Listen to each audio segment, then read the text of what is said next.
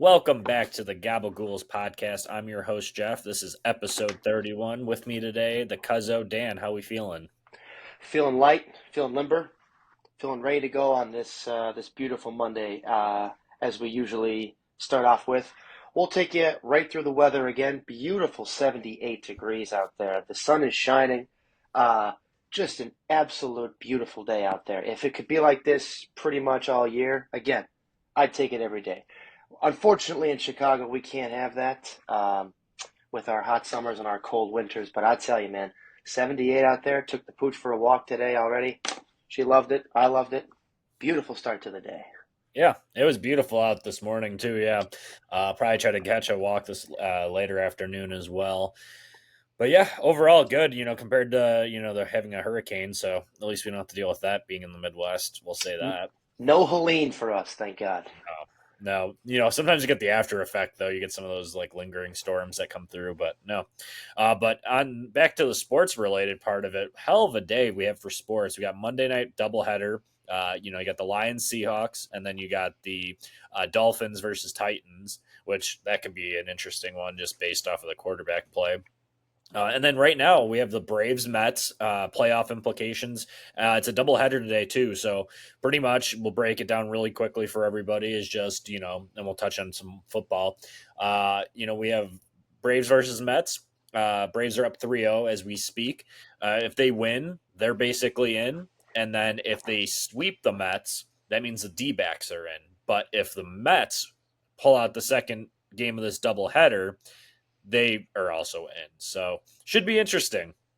Yeah, kind of a funky way to end the season with this essentially 163, if you will, with the doubleheader, and then with those three teams kind of trying to get in there. If one of them sweeps, obviously Atlanta looks like they're going to win that first game. So if they win the second one, Arizona finds a way to squeak in. But we'll see. Really interesting end to the season too. The Mets, had one of the best records, if not maybe the best, since June or something to turn their season around. Atlanta was looking like, what could they do, especially on offense? It looks like they might be able to squeak in. And I had Arizona at the beginning of the year. I thought they might be able to make it just because of how good they were last year, and I kind of thought that would carry over. But very interesting end to the regular season for baseball. Yeah, absolutely. I mean, White Sox broke the record for losses, so we got that out of the way. Did have to laugh, though. A ton of people were going to those games, the home ones, to try to catch history, and the Sox just kept winning. So, had to laugh at that one. But, we'll jump into the MLB playoff breakdown after we bring up football, so we'll touch on that a little bit later. But, yeah, had to jump on, what's going on in baseball today, as there is one more game after we discuss it. So, I'll pass it over to you for a little week 4 in review here.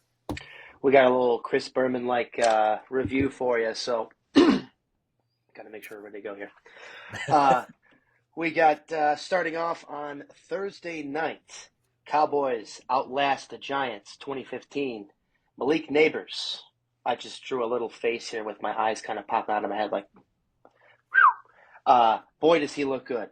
Bengals get in the win column over the Panthers. Who would have thought, right? Bengals are 1-3 now, along with the Panthers. And that was not an easy win for Cincy either. That was a close enough game. Yeah. Falcons' Younghoe Koo hits, I believe, the 58-yard game winner to beat the Saints. Saints are 2-2. Falcons are 2-2. How about Houston scores late, and somehow Jacksonville loses again? 0-4. 0-4 for Jacksonville. Not a bad game for them. They could have beat a very good team in Houston, but we'll talk about that in a minute. How about this one? Broncos buck the Jets 10-9. How about that game? Yeah, we'll touch on that one later too. Vikings skull the Pack 31-29. Stay perfect. I also had a little note on Jordan Love. We'll talk about him and how he played. I have two nicknames for this one. Old Reliable or Sleepy Joe Flacco. Hang on to beat Justin Fields and the Steelers. And also, too, we're going to have to bring up Justin Fields' play because he had maybe his best game of his career. Yeah. Bears, wake up from hibernation. Run all over the Rams. How about that one, too? Huh? Did you bring out your thesaurus for this? Yeah, I had to break out. I had to look up a few words, but, um, Mayfield and company. Slice up the Eagles like a Philly cheesesteak from Pat's. For all you Philly fans out there. Patriots look pedestrian in 30-13 loss to San Francisco, as we probably would have thought. This one is just two words, Jaden Daniels. Nothing else to say there. Real deal. Oh my goodness. Holy shnikes. He's amazing. Chiefs once again do enough to beat the Chargers and win. Chiefs stay perfect at 4-0. Minshew's 130 yards through the air prove too much for the Cleveland Browns. And the Bills trampled by Edgar Allan Poe's Ravens. Well done. Well done. I enjoyed that very much. There you go. So, let's start off with my Jets. We'll just Go ahead. run through it. What a frustrating game. I felt like I was watching the 2023 Jets all over again. The only difference was Rodgers is out there. Yeah. I will give a little grace in this one with the rain that they had the entire game. It was very sloppy out there. Just like their offensive line play. 5 or so false starts, which also led to Aaron Rodgers getting sacked 5 times. So that's just a problem inside of itself. Garrett Wilson and Rodgers looked out of sync. Rodgers wanted, Garrett Wilson to cut across. There's a huge play where you see Rodgers going like this, where Rodgers wanted Garrett Wilson to cut across, like running a post, which would have been a touchdown. He didn't. The run game was abysmal. Breece Hall looked terrible. And then, there was multiple times on the goal line, they didn't give the ball to their 6'1", 240 40-pound running back with Braylon Allen. Didn't run it with him at all. Multiple bullshit plays, and they refused to pound the rock, essentially, at that point. Broncos are not a good team. Bo Nix threw his first career touchdown pass. Congratulations, 4 weeks in. It's embarrassing. They lost 10-9, as you mentioned, so they fall to 2-2. And I'm not in on Robert Saleh anymore. I don't think the defense is the, end all be all for them to win. And Nathaniel Hackett and his play calling is just absolutely terrible. And if they don't change things very quickly, and I hate to say it already, but if they don't win in London against Minnesota this weekend, that's a must win. It's a must win. We're already talking must win category for them, because if you fall to 2-3 and you don't beat a good Minnesota team, I mean, I don't know what you can do at this point. They had 0 sacks. 0 sacks this time on defense. So the defense wasn't even as good as it has been. That I honestly did not catch that game, but I looked it up, obviously, and 10-9 is an ugly game to watch. I didn't know it would rain, so obviously that had a factor in it. But when you have a game where one of the quarterbacks in that game is Aaron Rodgers, and the game ends in 10-9, you start to think, okay, did he get hurt? What happened here? And that wasn't the case. So, No. yeah, I don't know really much to say about that one. Obviously, it was there wasn't a touchdown scored by the Jets, right? Was it just a couple field goals? Yeah, just a couple field goals, which is the first time I think in Aaron Rodgers, at least the last 24 starts, I think I saw that come across the line that was the first time in like 24 starts that he didn't score an offensive touchdown. They did have a chance to win it. He led them down the field, and Greg the Leg, missed, I think, a 50-yarder. pretty significantly. And it was funny because the reason that even happened was because Denver missed one. So they were going Mm, to kick field goal, go up, and then that would have been it for us. But they missed the field goal and gave Rodgers enough time to kind of march downfield, and just they couldn't finish it. So even if they would have won, it still was not a good win. no. The problem, there's so many problems that you go from absolutely looking perfect on offense against the Patriots to looking abysmal against a Denver team that's not very good. Sean Payton, I don't really know what to say about him as a coach either, but stuff has to change. If they don't make the playoffs this year, I mean, they're clearing house outside of probably Joe Douglas because he built this team. He did everything. He's got everybody in there.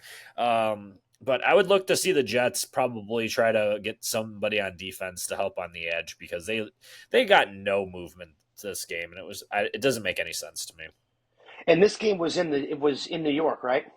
Yeah, it was So at you home. so you didn't even have 9 days rest, you didn't no even have travel. that Denver effect, when you play in Denver with Oh, that altitude. You didn't even have that to kind of lean on. So yeah.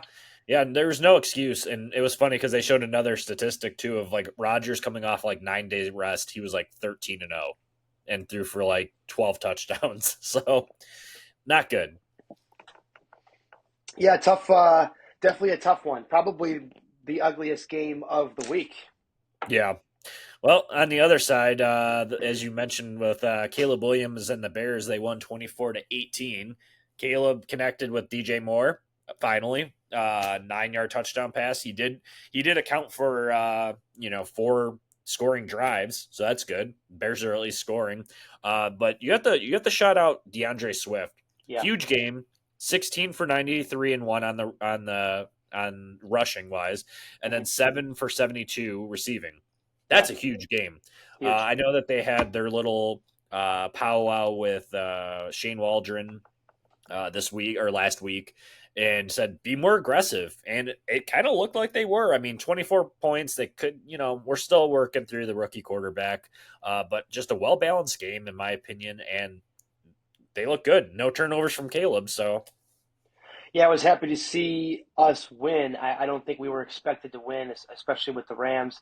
I know, Cup and Puka were both out and are still going to yeah. be out a few more weeks at the least. But, a win's a win in the NFL and in any league. So we'll take it. And it was exciting.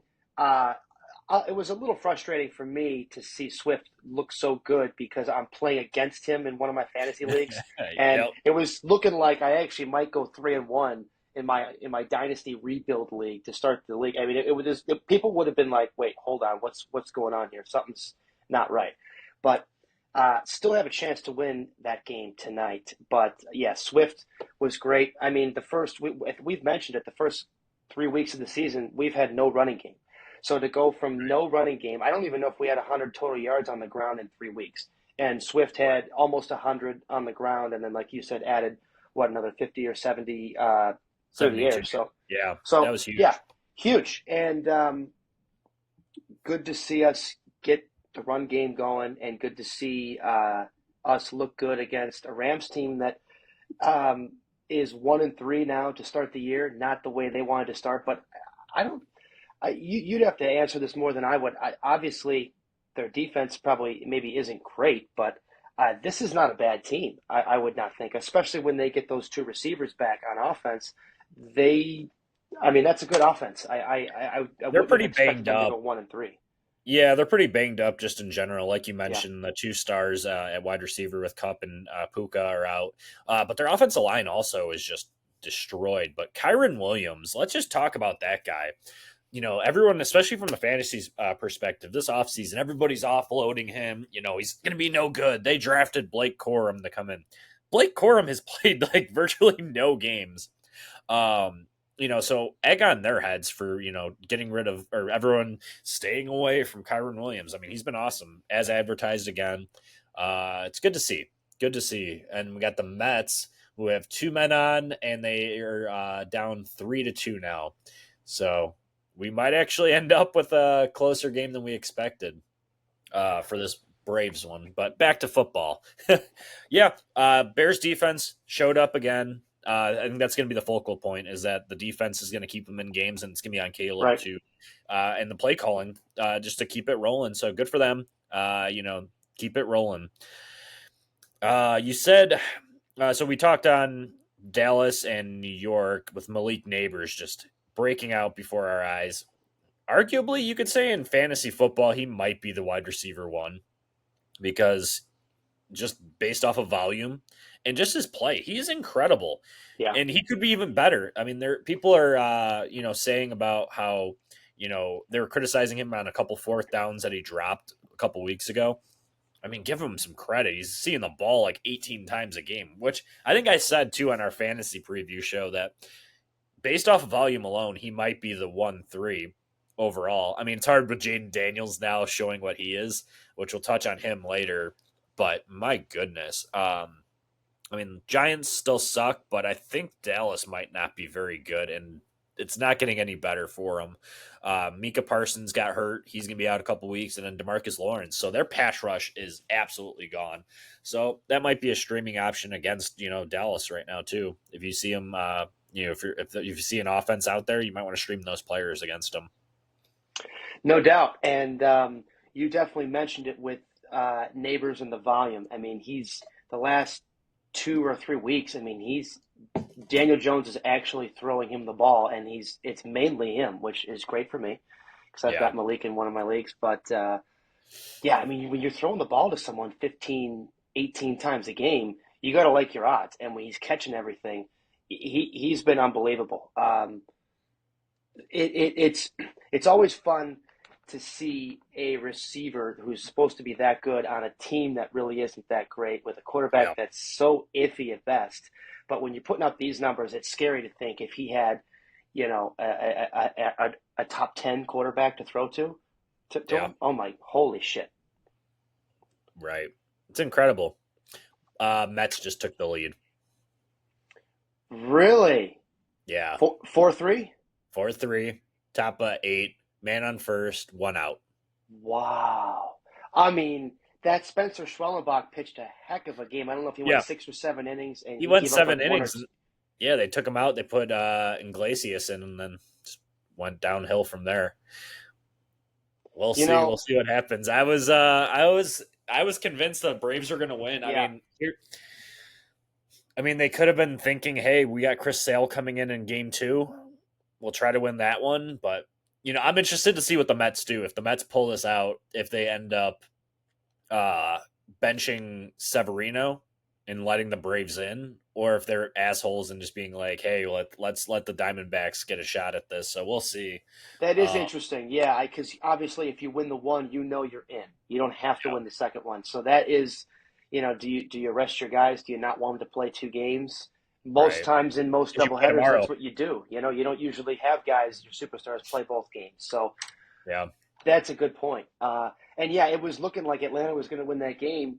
And you look ahead to the playoff format. We'll touch on that a little later. But when for a team like Atlanta, the Mets have been a hot team, but Atlanta's got some of those guys with like Chris Sale and Ronaldo Lopez. Those two, with the years they've had, I know Atlanta, it doesn't have Acuna.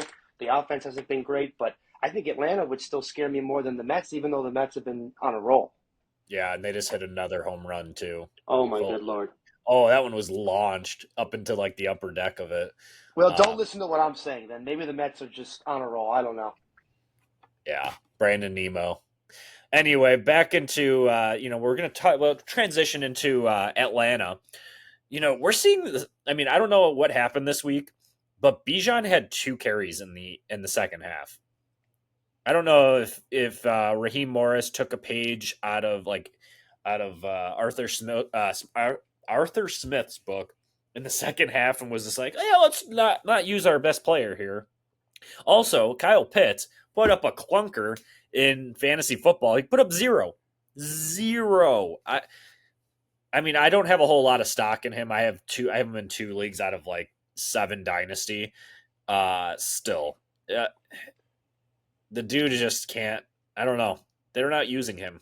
But that's an interesting game. I think the Saints are frauds. I think we saw it. I mean, Kamara looks really good, but Chris Olave, I don't know if you caught any of that game or any highlights, but he was banged up before this game, and he was limping the entire game.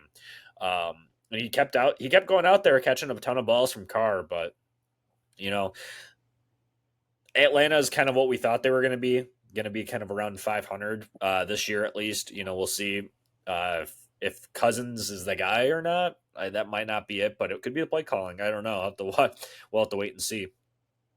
Atlanta is an interesting team, to say at the very least. That they're every time I see them play, I mean, offensively, they've got all the hype that any Yep. other offense does. Yeah, you've got Bijan, who, you know, I I think the troublesome part for Atlanta. I mean, maybe it's the play calling. Bijan, I don't know why he only had two carries. That doesn't make any sense. But they also have, and I hate to say it, but Tyler Algier is a big back, and whenever That's I see that's where him they're run the using. ball, like he is a better, he's a more physical runner for sure. He's a Yeah. bigger guy. He's got more pounds on him, and it seems like every time I see him run the ball, he's picking up 8 to 10 yards. Yeah. Um, I love Bijan. He can do a little bit of everything. That's why I love the guy. Of If he had to course. play quarterback, he could probably cue it. But um, yeah, Atlanta is interesting because Kirk. I feel like his favorite receiver is Darnell Mooney. Uh, Yeah, it's no weird. offense, no offense to Mooney, but when you've got guys like Drake London and Kyle Pitts who've got all this, glitz and the glamour over there, and they are good. They're Um, very good. They're great, but Darnell Mooney is like the number one guy that Kirk likes to throw to. Which, hey, Mooney's having a great year. Kirk's throwing to him. They're doing their thing. But yeah, it seems like they got to get the stars involved a little more. And you know what? They won the game. They also have my favorite kicker in the league, both because of his name and because he's just dynamite. The dude just doesn't miss.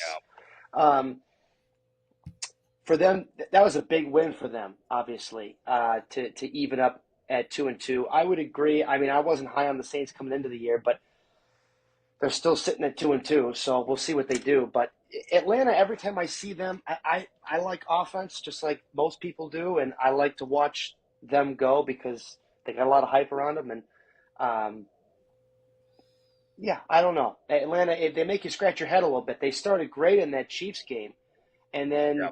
then you go cold for all these possessions, and I don't know. Yeah, We'll see. Moving on to the Vikings versus Packers. I know you want to talk about Jordan Love, and I'll give you your time, but let's talk about Sam freaking Darnold, man. please, please. Broadway Sam, you know, 20 of 28, 275 yards passing, and 3 touchdowns. He had one play in the first half where he threw it right to a Green Bay Packer, and he dropped it, luckily, but came right back out and threw for 3 touchdowns right after that. One to Jordan Addison, one to Josh Oliver, and then Justin Jefferson, who is just amazing too. And I think I talked about it before. I'm going to say it every single week about how you put a guy in a system with these weapons and a coach, he's going to succeed. I mean, we could say, Sam Darnold, he was the backup in San Francisco last year, and he might have picked something up from Kyle Shanahan, but now he's with Kevin O'Connell. So, hats off to him. I'm happy about it. It's a former USC Trojan, former New York Jet. He got a raw deal with the Jets, got a raw deal in Carolina, was productive in Carolina. If you look at his stats, he was throwing for like 300 something yards a game. Um, because they were either down or they were in a dogfight. So, he looked good. And then, opposite side of the ball, I'm going to save Jordan Love for you. Obviously, his 4 touchdowns. But, Dontavian Wicks, a lot of people's, kind of fantasy dark horse this year with 2 touchdowns. And with Christian Watson going down, possibly going on the IR, look for Dontavian Wicks to really break out this year. You hit the nail on the head, I right? left you a little. I left you a little bit to hammer it home. I mean, Darnold looks great. And this Minnesota team, I think we've mentioned it the last week or two, but, no one had them going 3-0 and then now 4-0. They've looked great. And, you you start looking. It's like God, like they do everything well. I don't know. I didn't see this coming from Minnesota. They look great. Oh, Um, I was and wrong. you know, with Jordan Love, he misses. He gets hurt week one, misses the last couple weeks with that knee injury. I thought he was going to miss more time. I Yeah. thought maybe they were rushing him back a little bit, but boy, I mean, you know what? You talk about two franchises with the Bears and the Packers, and you talk about one that can draft guys on defense and they like to run the ball, and you talk about one that kind of does some of that as well, but they also draft the quarterback. They And also did really well. oh my God, I mean, this Jordan Love kid, man, I did not see most of that game. I saw him throw that last touchdown. I don't know if you saw it, Oh, yeah. but that last touchdown, I don't know if he got hit on that play right after he threw it, but he's in the pocket. You could barely even see his receiver. He's got three or four defenders that are kind of right in that area and just places it perfectly. The, when it's all said and done, this kid could be the better. He could be the best that they've had. He could be better than Favre. He could be better than Rodgers. He looks that good. He just is going to have to stay healthy, which everyone has to stay healthy in the NFL. Yeah. But holy shit, does he look good? Yeah. Yeah, that's what I got. Yeah, he's amazing. They do it again, a year in, year out. They always find a QB. Um, he was a little sloppy, obviously, with the 3 interceptions. You clean that up, and you probably end up winning that game. You could say it's a little rust just from playing a little hurt, Yeah, but that's another guy. Once again, Packers are doing it again, and they're going to be trouble. Um, Moving into Indy versus Pittsburgh, that was the tale of 2 games, really. A lot to unpack with it. Like you said, you had Sleepy Joe Flacco. Still one of those guys that can come in and just sling it. AR got hurt. Anthony Richardson got hurt. Comes in and just slings the ball, which is great for me because I have Michael Pittman in a couple leagues, and he finally did something. yeah, That offense finally moved. And Joe Flacco, it's too early to say if AR is the guy or not, but I mean, Joe Flacco comes in and just leads the charge. The tale of 2 games, what I'm saying it is they were up pretty significantly on Pittsburgh and almost blew that game. Pittsburgh came back, and as you said, Justin Fields had one of his best games of his career. Threw for a touchdown, ran for 2 at least, and I could be missing anything here. I know he threw for 312 yards as well, but still, hats off to Fields. I was wrong on that one, but I mean, I think everybody kind of had that little inkling that if he had a shot and he was with Mike Tomlin, a good coach once again. The yeah, moral is the whole thing yeah, here is if you have a good coach, it doesn't matter who your quarterback is. That's the difference. You could have thrown Patrick Mahomes on the Bears when they drafted him, or when they drafted Trubisky. yeah. And Trubisky, if you would have flip flopped him, I would bet you Trubisky would have a better side of his career right now because he had Andy Reid. And right now we're seeing with Fields. I mean, they lost the game, but he kept them in it. So good to see for him. Good for him. No, We'd have to go back and actually look at every game that he played for us. I don't know if he had a game where he threw for over 300 yards as a Bear. 22 of 34 for 312 and 1 TD through the air. 10 carries for 55 yards and 2 on the ground. I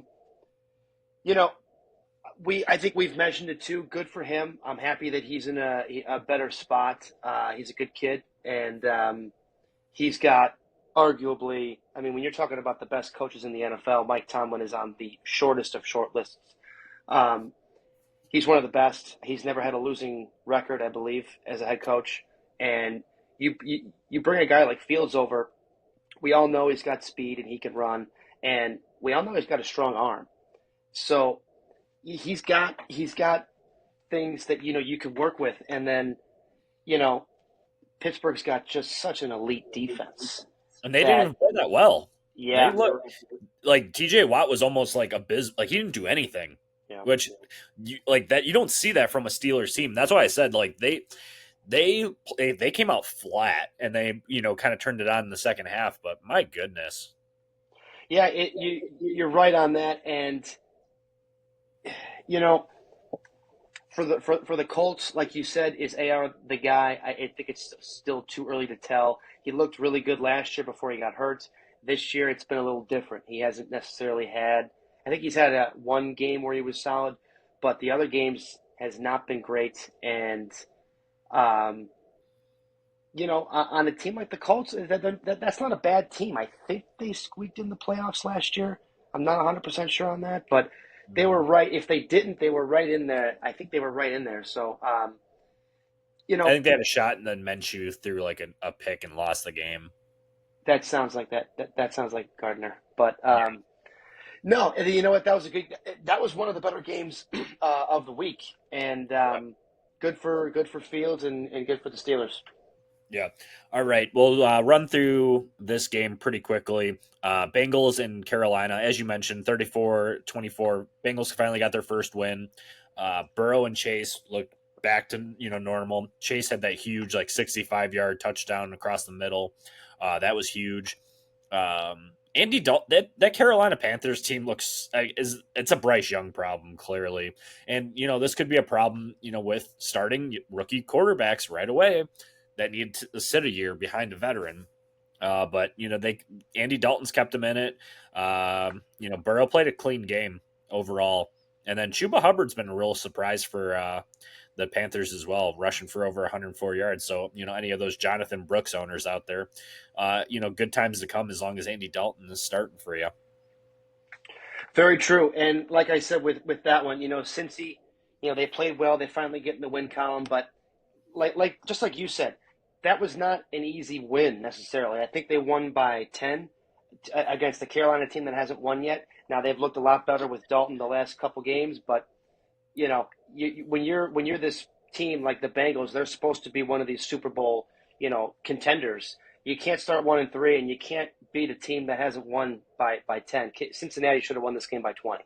Yeah, so it was a different feel for it, definitely. Near the end, that's where it got closer with Carolina coming back. But overall, because I watched that game Sure. pretty closely, I mean, the Bengals had that game in hand pretty much the entire time. Yes, it was closer than, like you said, it should have been. But yeah, because I think the spread on that was like 14.5, which was kind of crazy. I was like, that's a trap game right there. That's Yeah. staying away off that one. Maybe a money line, but not 14.5.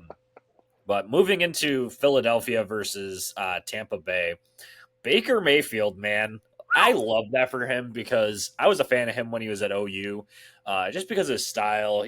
Just a gunslinger, kind of reminds you of like a young Brett Favre in a way.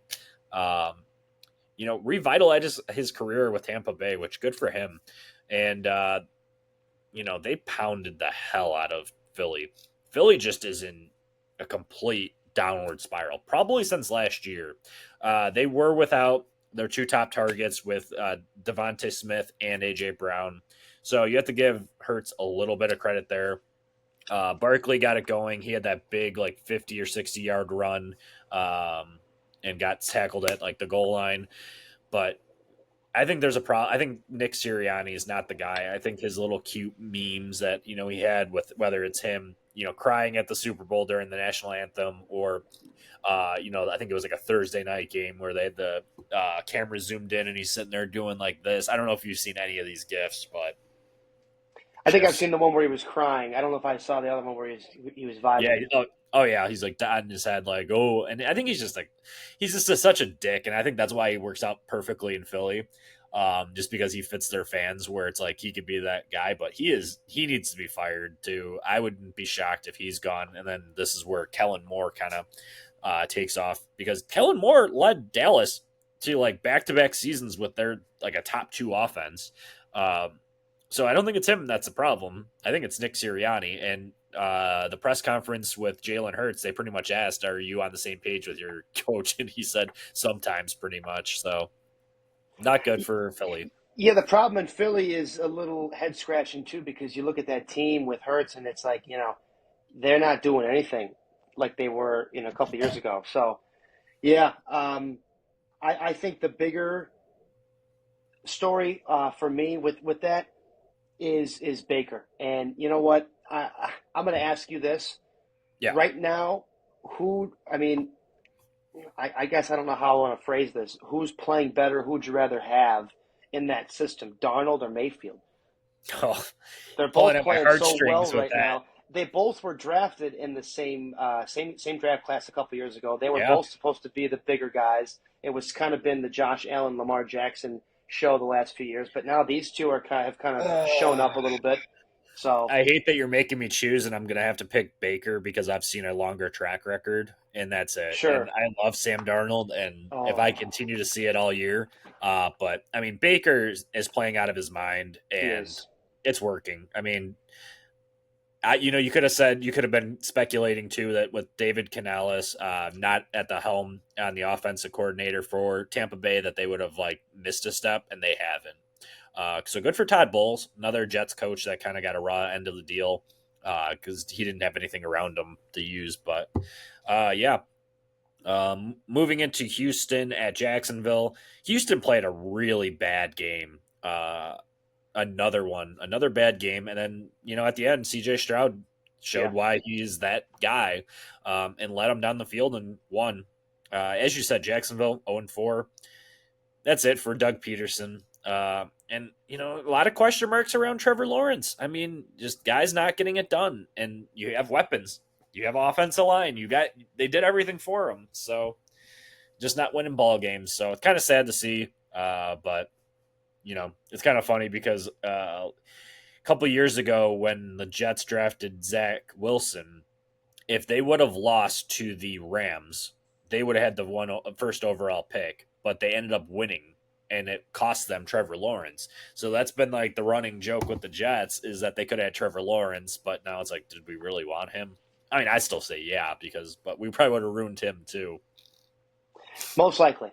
But yeah, that's been the interesting one too. And obviously he just got paid, Trevor, big time. So yeah, you gotta have some results on the field, and you'd have to go back and look and see how he played. I didn't catch all his stats, but you can't start 0-4 and expect to turn it around and make the playoffs. Now maybe you can, and if you get hot enough, but Oh, it doesn't. that division's Yeah, garbage, so it's doesn't possible. doesn't look like. Yeah, well, you'd have to see on that, but yeah, I mean, you want to talk about Philly?